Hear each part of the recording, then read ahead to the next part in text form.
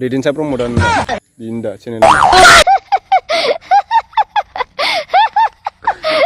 Hello everyone, welcome back to my YouTube channel. नोंथांमोनखौ आंनि YouTube channel आव बयखौबो खनसे बरायग्रोनाय जाबाय।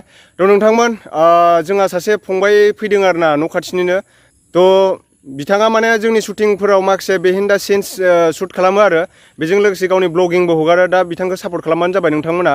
दा बिथाङा माने आंनि नेक्स्ट फैबाय थानाय भिडिअआव माने जोंहा शर्ट मुभि बानायनो थांगासिनो दं। जोङो लकडाउननि थाखाय माखासे गोजाननि आर्टिस्टफोराबो फैनो हायाखै नालाय बिनि थाखाय जोङो माने शुटिं लानो हायाखै।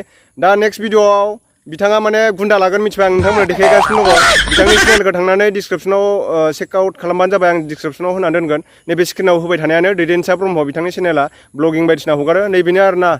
हेलौ गाइस माबा बुंहरदो माबा मोनसे मा हगारो नोङो? आङो आंनि चेनेलाव माने ब्लग भिडिअ हगारो ओमफ्राय आदा दैमुनि भिडिअफोरनि बिहाइन्ड द सिन्सफोरखौ आं हगारगोन आरोना उनाव माने उन टाइमाव बानायबाय थाबा।